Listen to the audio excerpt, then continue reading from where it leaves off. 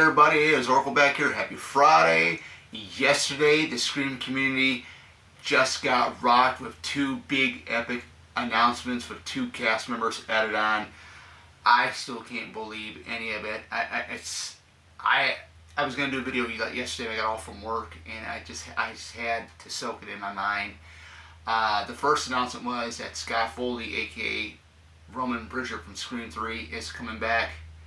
And then maybe about 20 minutes or so later, it was announced that Matthew Lillard is coming back as Stu Mocker, because it was on I think it was on Matthew Lillard's Instagram page. He started writing, "My mom and dad are going to be so mad at me." I could read the articles, but I'm not going to, because I watched numerous live streams yesterday. I mean, the Scream community on YouTube just blew up.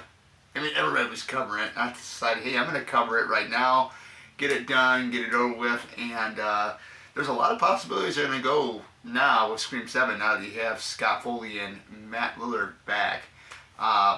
Obviously, one of the things I have to agree, a lot of my theories are pretty much the same with everybody else's.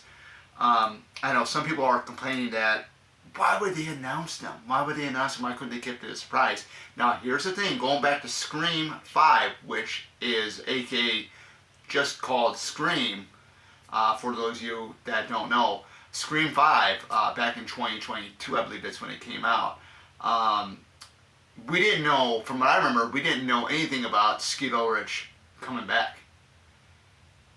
At least I didn't.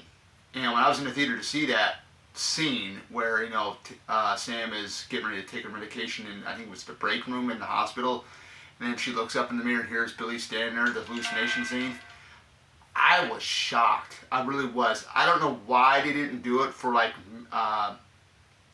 Lillard, why they announced him. I mean, they could have kept it a secret. Now, here's the thing with this. I would be okay if they would just kept it announced as Scott Foley, but then keep it secretive that Matt Lillard was in Scream 7. It's going to be in Scream 7. They should have did that where, hey, we already know Scott Foley's coming back. All right, come February of 2026, when we go see Scream 7, oh my God, there's still Matt Lillard's back. Matt Lillard's back. I mean, you know how much excitement that would have been for everybody. I mean, they should have did that, like what they did for Scream 5 with Skeet Ulrich as Billy, but there's got to be a reason why they announced him. There's got to be a specific reason. Now, there's theories going around that the opening kill could be a flashback to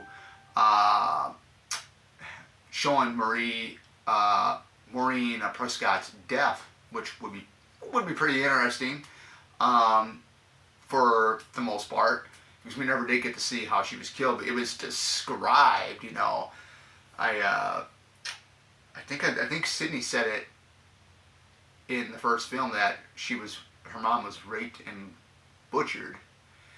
Now, I find it hard to believe that Roman Pritchard would actually rape his own mother. It would have had to have been, Billy or Stu, one of those two, but to have both Roman and Stu in the same film, it would have to be a flashback scene, because if you guys remember in Scream 1, when Ghostface was stalking Sydney with Tatum, when they were at Tatum's house and then at the supermarket, that could have been Roman. That's one of the things that's been flying around on YouTube about that. I would believe it, that, Roman was there the whole entire time and was Burrow 96 and, this and that. There's a philosophy going, there's another idea going around out there that Roman had a twin. Now, I think that's far-fetched. I don't know really, but these are all rumors, speculations. These are theories of everybody, because from yesterday, no Scream fan is going to ever forget January 30th of 2025, the day that we have two past Ghostfaces coming back. Of course, obviously one of them is going to be in a flashback scene, because the other one got shot in the head. The other one, it didn't. So, in the original Scream 3 script, they were originally going to go ahead and bring, Stu Mocker back, but the whole Columbine thing back in, 99, 2000, that stopped that. And I believe Guy Busey, who wrote the script for Scream 7, if I remember correctly, I could be wrong, I believe it was mentioned that he is a huge Stu Macher fan. I mean, he's my favorite Ghostface of all time. I mean, him, and then, of course, you know, you already know what I'm going to be talking about, because I got a topic I'm going to be talking about tomorrow on my live stream about who are my favorite Ghostfaces, and, of course, Stu's one of them, but you don't know who the other two are. But, who knows where this is going to go. I mean, who knows what they're going to do, but who knows what Kevin Williamson and, Guy Busey are stirring up. This, to me, could potentially be the best Scream movie since the first two films. I honestly think this one's going to blow or knock. Let's just say, for instance, I honestly think Scream 7, if it's done right, I think it's going to blow 5 and 6 out of the water. I'm just calling it right now.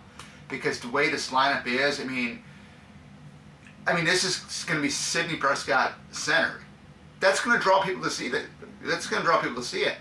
And I think maybe, and I can't prove any of this, I think the reason also too why they announced Scott Foley and Matthew Lillard coming back is to draw people to the theater to see this,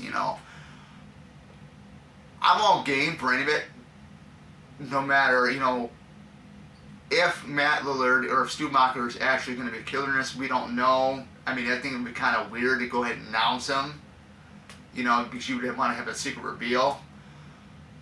But no matter what amount of time we get Stu Macher or Roman Pitcher in this film, I'm all game for it. I'm all hyped up for it. I'm ready for it. So, but yeah, I just find it kind of odd that they kept it secretive back in Scream 5 when they were filming it, that they didn't have announce Skeet Ulrich, but now they're announcing Matt Lillard and Scott Foley, which I think is kind of weird. I wonder what type of role they're going to have. Like I said, it's obvious that Roman Pitcher's going to be a flashback scene. There's no doubt. There's no doubt in my mind about any of that. But as for the possibility of Stu, it could go either both ways. He could be dead. He could be alive. I think he's alive. I really do. Because that's what the original plan was for Scream 3, that he was going to be orchestrating the killings from prison, Like I said, of course, they had to change it due to the whole Columbine issue thing that went on back then. But now that's long in the past, of course, nobody's going to forget about the horrific thing, but now that has passed, you can do anything, and the possibilities are everywhere. And hey, it's Hollywood. I know some people are saying, oh, after 30 years, they're going to bring back Stu Macher. Now, get a load of this one. I love the Anthony Perkins Psycho films. All right? Now, the first one came out in 1960. We didn't get its sequel until 1983, Psycho 2. In that movie, Norman Bates was locked away for 22 years, guys. For 22 years. I know it's been longer for Stu Macher to return. Yes, I understand that. But just think about it. If it worked in Psycho 2, having Norman Bates come back for a sequel 22 years later, it can work for Stu Macher in Scream 7 30 years later. I don't know if you guys caught on to that, or if you guys understand if that makes any sense, but it makes perfect sense to me. Why wouldn't it? Why wouldn't bringing Stu Macher back, why wouldn't it work? Back in the day, in 1983, they brought back Norman Bates after 22 years from the original film that was done in 1960. There we are. Just think about it. Just think about it.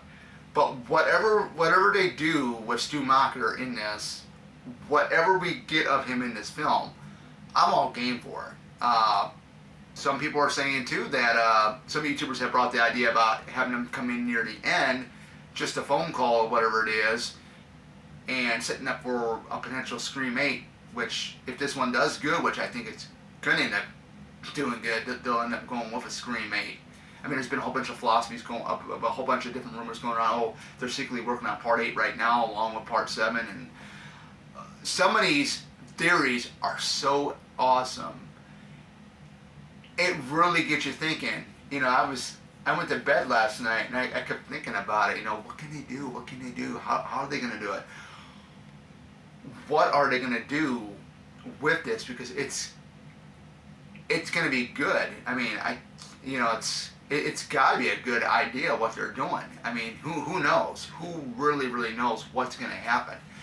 I mean, I'm hoping that they don't reveal too much in the trailer. Of course, you know, these days they have 3 or 4 or 5 trailers come out and they've added different scenes here and there. When they mentioned about a psychiatric ward being in the film, first thing that popped in my mind, possibly Stu. There's things going on that maybe who's next going to show up in the film for Scream 7? Joe Roberts? That could be a possibility. Anything's possible now. Anything is possible now. Finally, we get to see something that has not been done before. Hopefully, we get something that hasn't been done before. Something different. So, maybe that's what Williamson and Guy Busick are cooking up.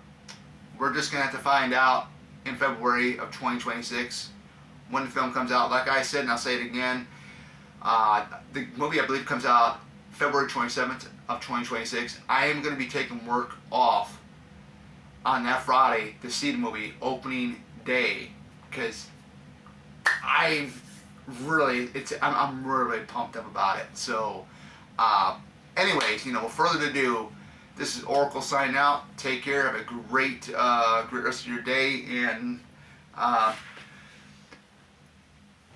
wait to see what other announcements we get for Scream 7. I mean, this is going to be a Scream, baby. For sure it is. As in the words of Stu Macher and Scream 96. Take care.